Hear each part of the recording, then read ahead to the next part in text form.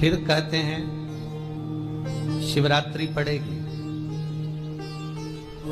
ये शिवरात्रि निवेदन करूंगा, अगर जिंदगी में थोड़ी सी तकलीफ है, दुख है, कष्ट है, परेशानी है, तो उस शिवरात्रि को हाथ से मत जाने। आपको पहले भी कहा कि क्या क्या वस्तु भगवान शंकर को हम रात्रि के समय पर चढ़ा दें, जिससे हमारा रोग समाप्त हो जाए, हमारी बीमारी समाप्त हो जाए, हमारे जीवन में सुख समृद्धि लक्ष्मी आ जाए। वो समर्पण का भाव। और शिवरात्रि आने में देरी है, आपके जीवन में बहुत कष्ट है, बहुत कष्ट। महाराज 5 कमलगट्टे, 5 बेलपत्र तांबे के लोटे में जल भरकर रख लीजिए। सीधे हाथ पर उस कलश को रखो जिसमें 5 कमलगट्टे और 5 बेलपत्र रखिए। श्री शिवाय नमस्तुभ्यम शिव महापुराण का मूल मंत्र है, जैसे भागवत का मूल मंत्र है ओम नमो भगवते वासुदेवाय। शिव महापुराण का मूल मंत्र है श्री शिवाय नमस्तुभ्यम।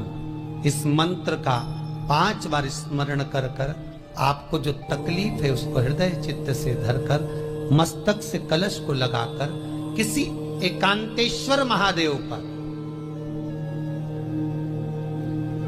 एकांतेश्वर महादेव मतलब अपने गांव से, नगर से, शहर से जो बाहर खेड़े में हो, बिल्कुल बाहर, जिस शिवलिंग पर कोई पूजन करने ना जाता हो, एकांत में बैठे हो, जंगल में बैठे हो, कहीं किसी वृक्ष के नीचे विराजमान हो, ऐसे एकांतेश्वर महादेव पर अपनी कामना कर कर वो जल समर्पित कर दो। 1 बेलपत्र, 1 कमलगट्टा उठाकर अपने घर पर लेकर आ जाओ। जो तकलीफ बहुत ज्यादा हो रही है 5 दिन में आपको मालूम पड़ जाएगी, 5 दिन में अंतर आ जाएगा।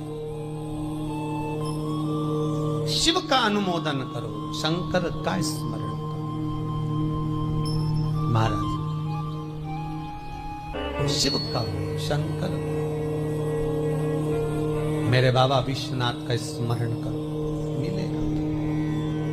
फिर निवेदन करूंगा, ब्रह्मा ब्रह्मलोक में रहते हैं, भगवान विष्णु बैकुंठ में रहते हैं। मृत्यु लोक का अगर कोई देव है तो वो महादेव है।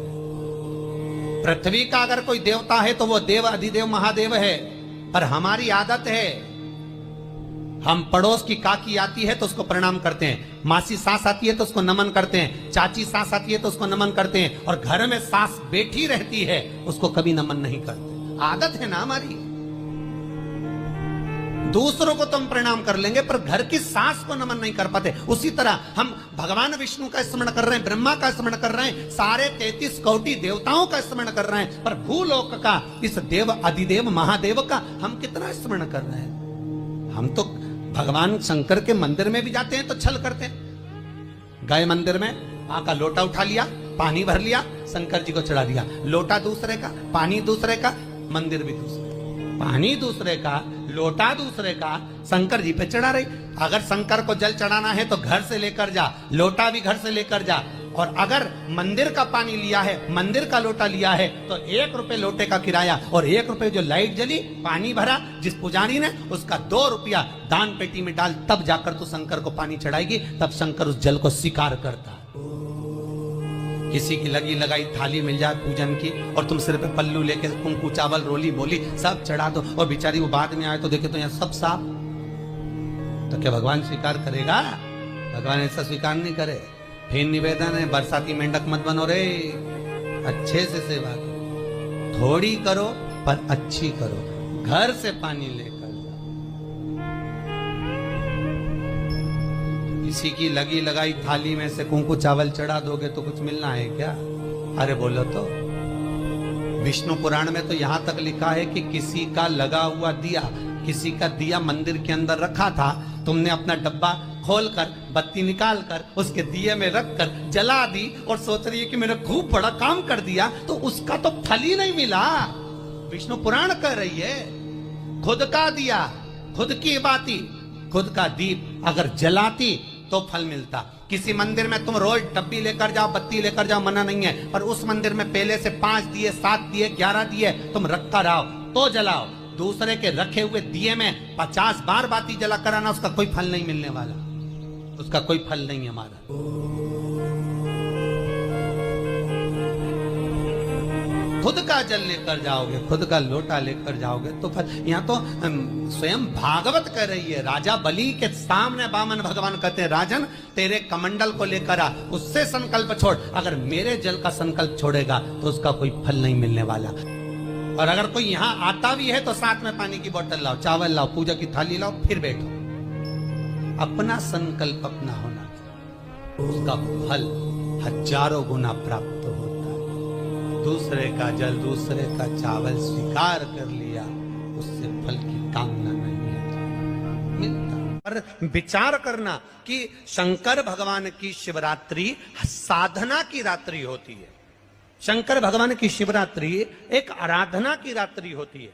हमने पहले भी कथाओं में कहा, हर महीने शिवरात्रि आती है, प्रत्येक महीने शिवरात्रि पड़ती है, और प्रत्येक महीने की शिवरात्रि पर अगर आपसे बन सके, आप दुनिया में अगर आपके पास में लोग कहें कि ये बहुत गरीब व्यक्ति है, बहुत साधारण व्यक्ति है, इसके पास धन नहीं है, वैभव नहीं है, सत्ता नहीं है, इसके पास खुद का मकान नहीं है, इसके पास खुद की प्रॉपर्टी नहीं है, इसके पास खुद की दुकान नहीं है, दूसरे के यहाँ काम करता है, इसके पास कुछ भी नहीं है, हम उनसे कहेंगे 12 महीने शिवरात्रि आती है, 5 जगह पर चढ़ाई हुई बेलपत्र, आप 1 वर्ष 12 शिवरात्रि का एक नियम ले लो, 5 जगह पर बेलपत्र समर्पित करना सीख जाओ। एक बेलपत्र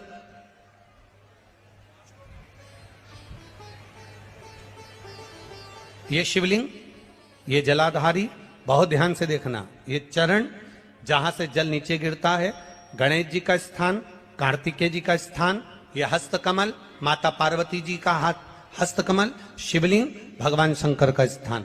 ऊपर से जो एक एक बूंद जल शिवलिंग के ऊपर गिर रहा है, शंकर भगवान की 5 बेटियां जया, विषहरा, शामरीबारी, दौतली, देव। बीच में जो एक मोटी सी लाइन है वो शंकर भगवान की छोटी लड़की, क्या नाम है? अशोक सुंदरी। ये पूरे शिवलिंग का वर्णन। 5 जगह पर बेलपत्र, 5 स्थान पर बेलपत्र। 12 महीने की शिवरात्रि। आप दूसरे के यहाँ काम कर रहे हो, नहीं है नौकरी, नहीं है काम, दूसरे के मकान में रह रहे हो, खुद का मकान भी नहीं, खुद का प्लाट भी नहीं, खुद की प्रॉपर्टी भी नहीं, बहुत संघर्ष की जिंदगी जी रहे हो, ठेला धका रहे, लॉरी चला रहे, गाड़ी चला रहे, ऑटो चला रहे, अपने लिए करने का प्रयास करना। घर में जितने सदस्य हैं, 12 महीने शिवरात्रि आती है, एक बेलपत्र अशोक सुंदरी वाली जगह पर, डंडी का मुंह नीचे की ओर। दूसरी बेलपत्र माता पार्वती जी के हस्त कमल पर। ये 2 पत्ती जो होती है, इस पत्ती के 2 भाग शिवलिंग के बीच में हो। तीसरी बेलपत्र भगवान शंकर के शिवलिंग पर, डंडी का भाग आपके विपरीत दिशा में हो, विपरीत दिशा में। चौथी बेलपत्र भगवान शंकर का जहां से जल बहकर जाता है, जमीन पर जो जल बहता है, जमीन पे से जो जल बहकर जाता है, चौथी बेलपत्र उस जमीन के जल पर जहां से वो पानी बहकर जा रहा है, पूरे शिवलिंग को छोड़कर जहां से पानी जमीन पर बहकर जा रहा है उस स्थान पर। और 5वीं बेलपत्र नंदी का जो पांव ऊपर उठा हुआ है, उस पांव के पास में 5वीं बेलपत्र समर्पित करना। एक शिवरात्रि से लेकर 12 शिवरात्रि जो 1 वर्ष तक कर लेता है, 1 वर्ष अपनी कड़ी मेहनत के साथ में मेहनत पूरी करना। और ये 5 बेलपत्र, 5 बेलपत्र हर महीने जो शिवरात्रि आती है उस पे समर्पित करना प्रारंभ कर दीजिए और मेहनत करना प्रारंभ कर दीजिए। आपको आपके कर्म का फल मिलेगा। साल भर के अंदर आप अच्छे बनकर बैठ सकते हैं। एक कंकर में शंकर समाहित होता है। मैंने सुना शिव महापुराण में, एक लोहे के टुकड़े को भी तू सोना बना देता है। मैंने सुना शिव महापुराण में, एक कांच के टुकड़े को तू हीरा बना देता है। मैंने सुना शिव महापुराण में कि 12 शिवरात्रि का जो वर्णन है करा, 12 शिवरात्रि का जो स्मरण करा, 5 बेलपत्र का जो वर्णन किया, वो बेलपत्र का मैं भी उसको चढ़ाना प्रारंभ करूं। 12 शिवरात्रि पूरी होगी, मेरा देव अधिदेव महादेव सुनेगा जरूर और मेरी झोली भरेगा जरूर। अब इसमें एक नियम भारी है, वो नियम का स्मरण करना कि नियम कैसा चाहिए। आप कर्जे में हो गए, परेशान हो गए, टेंशन में आ गए, जिंदगी बेकार सी लग रही है, निवेदन है मेहनत करना। जो काम को कर रहे हो, जो दुकान लगा रहे हो, जो कार्य कर रहे हो, ठेला चला रहे हो, ऑटो चला रहे हो, चलाते रहो, पर उसके साथ में बाबा पर भरोसा रखो। इसमें एक नियम भारी है। कौन सा नियम? कि मान लो 12 शिवरात्रि में आप 1-2 शिवरात्रि शिव जी के मंदिर पहुंच गए, तीसरी शिवरात्रि पर भूल गए या किसी कारणवश कहीं दूर चले गए, ना जा पाए, तो घर के जितने सदस्य हैं सबसे निवेदन है कि 12 महीने की शिवरात्रि का नियम बना रहे हो तो घर के सभी लोग बेलपत्र चढ़ाने का नियम बनाओ। उसका कारण यह है, घर का एक व्यक्ति अगर बाहर चले भी गया, घर का दूसरा व्यक्ति शिवरात्रि को भूल भी गया, घर का तीसरा व्यक्ति किसी कारणवश काम में लग भी गया, तो घर का चौथा व्यक्ति तो शिवरात्रि याद रखेगा और हमारा नियम पूरा हो जाएगा। नियम पूरा हुआ तो हमारा कार्य पूरा। हम उस नियम को पूरा करें, हम उस कार्य को पूरा करें।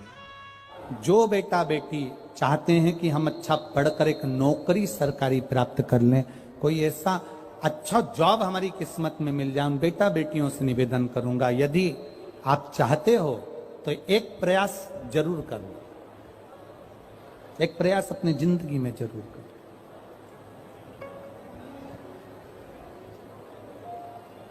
शिवलिंग समझ लेना जरा अच्छे से। शिवलिंग, जलाधारी, गणेश, कार्तिकेय, अशोक सुंदरी, और ये शिवलिंग, और ऊपर भगवान शिव की 5 बेटियां, जया, विषहरा, शामलीवारी, दौतली, देव। 3 प्रदोष या 3 शिवरात्रि। कितनी प्रदोष? 3 या 3 शिवरात्रि।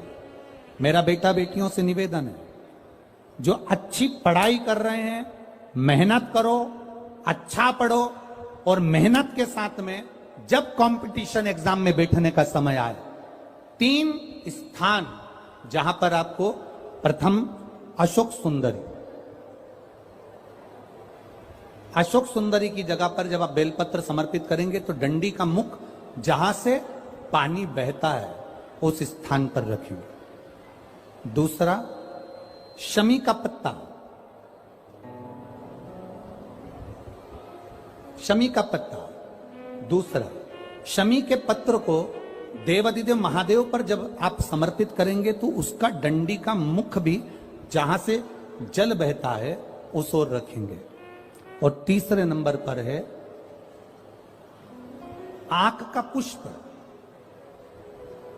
एक पुष्प होता है आंख का सफेद, और एक पुष्प होता है हल्का सा नीला। करें दर्शन।